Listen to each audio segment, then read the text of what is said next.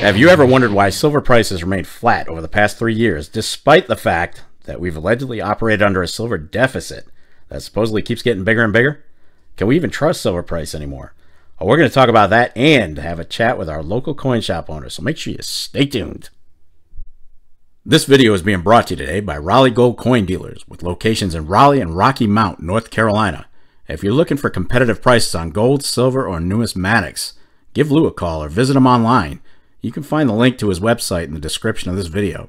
That's my LCS, and he'll treat you right. Tell him that Silver and Gold Stack Attack sent you. YouTube, how you doing? Welcome to another episode of the Silver and Gold Stack Attack. Hope everyone's having a great week, and I'd like to take a second to thank you for being here today. The incredible support you've given the channel has been amazing, which of course makes you guys a part of the best damn community here on YouTube, without a doubt.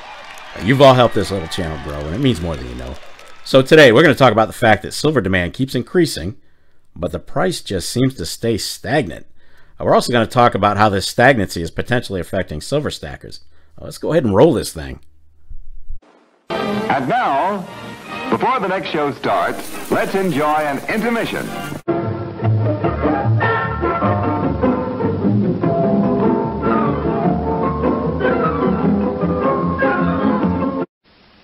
And now, on with the show.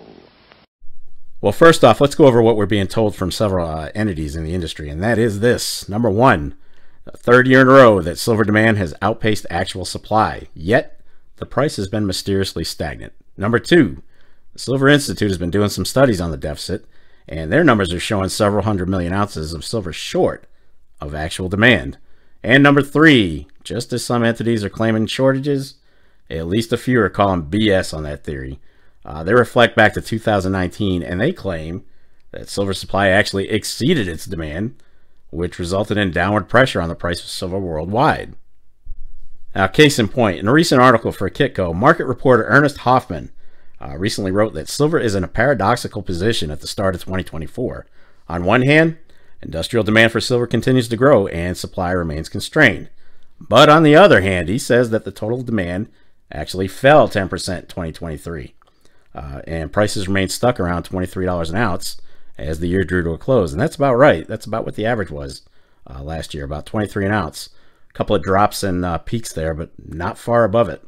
He goes on to say that silver investors may be wondering how the hell these two things can be true at once and what it'll take for silver price to finally take off. Now, he goes on to quote silver stock investors Peter Krauth, saying that the situation is complex, but the outlook for 2024 and beyond is very favorable. Of course, with the Fed set to provide even more upside than current projections are accounting for. So Krauth also noted that the biggest drivers of 2023's drop in overall demand was jewelry, silverware, and physical investment silver, and that all three were due for a drop after the outsized demand of 2022. And he says the drop isn't a big deal, and that those sectors were either at or coming off record highs, so it's not completely surprising. So with so much conflicting information, what are we supposed to believe? I mean, if we're in such a deficit of silver supply, why is silver still so cheap? And why has it been so stagnant over the past 3 years or so? Well, one thing we can all agree on is that price suppression is definitely keeping silver undervalued, which is both good and bad when you think about it. Good in that we can continue to pick up silver on the cheap. Bad because, well, hell, we never know what silver is going to do or when it'll go up to the point where we actually want to sell some of it. Another reason that confounds silver bugs is that the demand for silver in industry hasn't gone anywhere. As a matter of fact, silver continues to increase year after year in industry, which is one of the main reasons the alleged shortages and deficits exist. But for some reason, the price stays around the same. Now, we've talked about deficits, demand, stagnancy, silver price, but the main question on stackers' minds is this: where do we go from here? And for those of us who are in deep with silver, can we actually trust silver going forward? Well, despite the current confusion and set of anomalies in regard to silver, at some point, and we don't know if that'll even be in our lifetimes, but at some point, the laws of supply and demand will eventually have to take over. And that could reveal the true value of silver. Now, some analysts are calling the silver deficit a ticking time bomb, and they're calling for it to blow up in value.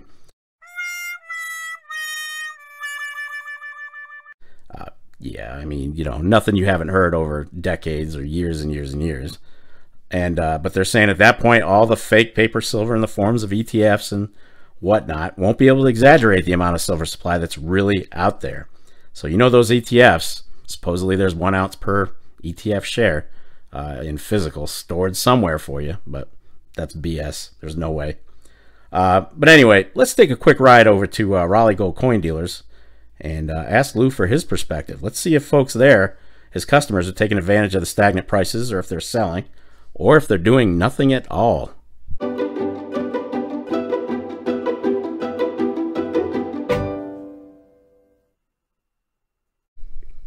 All right, guys, we're at Raleigh Gold Coin Dealers, and we got Lou here. How you doing, Lou? Doing good, Neil. Doing good. Good, good. Thanks for having me. In this video, I'm talking about different factors that are holding back silver. I've already spoken in the video about price suppression, supply versus demand, a lot of things that are bringing down the price of silver, are holding it steady and stagnant. So that's leading up to the question and the purpose of this video. Are stackers losing faith in silver? Is it hard to trust silver at this point in time? And we know there's a bunch of reasons, but I wanted to talk to you about what you were seeing, what you were hearing, if folks are selling more to you or buying more, a little bit of both, or what they're saying. What are you hearing on the street for the folks that come in? Yeah, well, I think that there's a lot of people coming in that are they're not buying silver as much as they were. Right. They're being a little bit more worried about it because, you know, they keep hearing this triple-digit silver, and it's Yeah. it ain't here yet, and some of them have been stacking for a few years, and so it's you know, putting them down a little bit or something as far as mentally and thinking about it. It's Right, not right. going up fast enough. It seems to be stuck like in a rut. The last 3 years for sure. Yeah, I it's mean, bouncing in this, right in the middle of the 20s. in 20 something. Well, Low in the 20, middle, low 20, low to mid. Yeah, and so it's doesn't seem to be moving a whole lot. No. But you know, it doesn't sometimes always happen as quick as people want either. Not with silver. No. No. What are you seeing coming in? A lot of people buying, selling, or has it slowed down? Has business slowed down a little bit? No, yeah, business has just slowed down in general. I mean, there's less people buying silver bullion, bars and rounds. There's less people buying it. Constitutional buyers, especially, there's a lot less of that going on. Really? People were buying that stuff up, and So- we were always out of 90% constitutional. So 90% has slowed down a lot. And the buyers of it, yeah. Really? It's there's still some people buying some silver bullion. It's slowed, but the constitutional buyers seem to have slowed even more. Wow. I remember you couldn't even keep it in stock. That's right. And there was a time we couldn't keep it in stock, and the premiums were very high. They were high. They were really very high. and people just had to have more. So people were buying, as it was high and getting higher, people were running in to buy more when they probably needed to slow down or go to a different product or something at that time. Yeah, so we got to figure, I guess, some of the factors. I mean, the stuff I've already spoken about in the video, they were talking about supply and demand and all this other stuff, and holding the price down. And the silver ETFs are certainly a part of that manipulation, in my opinion. I'm not speaking for you, of course. I think that the silver ETFs are giving an impression that there's more silver out there than there really is, because in theory, if you buy one share of silver ETFs, you're supposed to have a physical ounce of silver attached to that ETF. Correct. In a holding, somewhere in a holding state. Right. But we all know that if everybody tried to cash in their ETFs, it ain't going to happen. It ain't going to not happening. So no, that's another reason. It appears there's more silver than there really is. So that could be another factor. But I'm of the opinion also, and this you might have heard this from your customers coming in. Let's face it, life has gone up. Expenses, gas, food, utilities have gone. Insurance, my insurance is stupid. Yeah, I don't even have, I have no claims on all anything, right. and my insurance is everything is going up. Right. So I'm thinking that may be a factor in people slowing down on silver buying, or definitely gold buying for sure. It probably is. All their expenses from the grocery store on up, everything is going up in price. You know, your car went up in value, that's great, but now you got to pay higher for insurance. My car only went up in value because the state wanted to charge me more taxes on it. Exactly. So how did I go from this to this? Oh yeah, it's worth more. So you know, the silver buyers don't want to sell right now because they're kind of stuck They bought it at not higher not at prices this and price. higher premium, so they don't want to sell. They don't want to buy more because they have higher expenses right now. So it's holding in a holding pattern, and as the silver price is in a holding pattern pretty much too, it kind of all looks like it's stagnant and nothing's happening. But have you heard any of your customers talking about just quitting silver altogether out of frustration? Has anybody been talking like that? not really quitting it altogether, but maybe just slowing down on it and stuff like that. Maybe buying gold because gold seems to be doing better.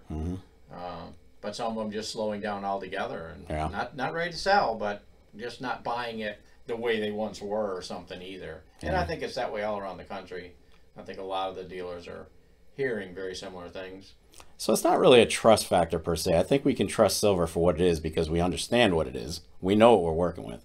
So it's not really a trust factor, but it's more likely the just the cost of living in general going up. Right. Where people are just frustrated with the stagnancy of the price, and they've had to pull back a little bit with their their expendable income. Right, but it's also very well could be the calm before the storm type of thing where people quit buying it, and then the price starts moving back up again anyways because it's being used industrially in other ways. And then now the price is running up again. They'll come back into it, jumping into it, buying again at higher prices, which will then drive the market higher again and the supply down again. Well, the YouTube pumpers tell me it's getting ready to go up to $100. It may, right? We don't know, but I've been hearing that for 4 yeah. How many decades have we heard that, right? decades, 100 any minute now. I remember my grandfather cussing about silver price. But it has gone up. Yeah, it's gone up. If you go back each decade and go back in time, it has gone up. Just not as much as everyone thinks it should. Yeah. I pretty much, whenever I do a silver video, I advise everybody, don't invest in silver. Save in silver. That's how I couch it. That's what I do. I'm not spending any money on silver that I can't afford to lose. And basically, it's a savings account for me. That's it. Yeah, I think it's a good way to think of it, like a savings account. Save in silver, don't invest in silver. You're saving your money there. It's staying there. It should hold its value and stuff. But if you're expecting it to triple anytime soon, then you're almost setting yourself up for failure. Yeah. Because you're mentally going to be going, no, this is going to be my home run, and it's a winning lottery ticket, and it may not go to that extreme. And if it does, also sometimes people then don't sell. Yep. I remember before when silver went up into the 40s and stuff, there was people not selling even though they had it at $10. They weren't selling at 40 because they were sure it was going higher. So, well, that's the catch-22. When we do have this alleged boom in price, I'm of the sound mind that if I hit 50, here's what happens. Here's my goal. If we hit 50, I'm going to parcel some out, but I'm not going to sell it all. That's a great way to do it. I'll sell some off. And then I'll hang on to the rest just to kind of see what happens. And knowing my luck, it'll tank again. And I should have sold it all at 50. That's just how my life rolls. Well, it would be a good thing you sold some of it, though, and cashed in at the higher number. Yep. Definitely. So I'll just buy gold with it. Yeah. There you go. All right, folks. So it seems like it's not really trust in silver that's eroding. I think that's always been there. That the confidence in silver is, always going to be questionable because of the stagnancy of the price. But it's still a safe way to save your money, no doubt. So it's not really a trust issue. It's more of a life issue. Life is taking over, and I think that's affecting a lot of folks slowing down. So hopefully everything picks up again, Lou, and this too shall pass. Yeah, product gets moving again. The price gets moving again. And, yeah. All right. Well, thank you, my friend. I appreciate it as always. Thank you. Appreciate it as well. And guys, his address was at the, you got an address and phone number at the beginning of the video. Be sure to look him up if you're in the Raleigh area or go online. He's willing to ship it to you, right? Anywhere in the country. Anywhere in the country. He'll ship it to you. Not to Bangladesh. No Bangladesh. I'm not doing that. All right, Lou. Thank you, bud. All right, folks. Thanks. See ya.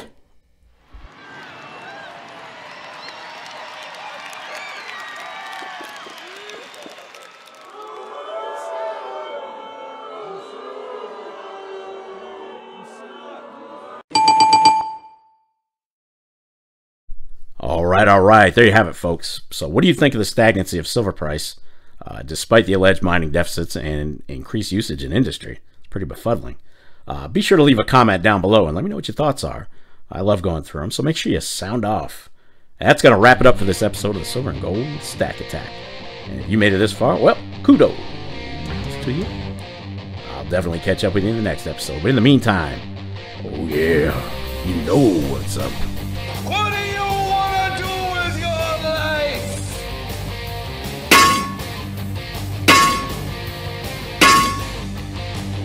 Damn right. Get stacked. Stay safe and be well, everyone. Have a fantastic weekend. I am out of here. Peace, folks.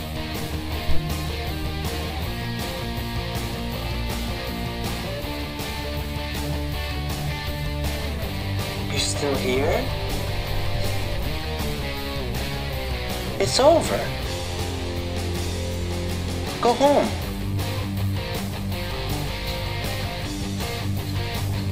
Go.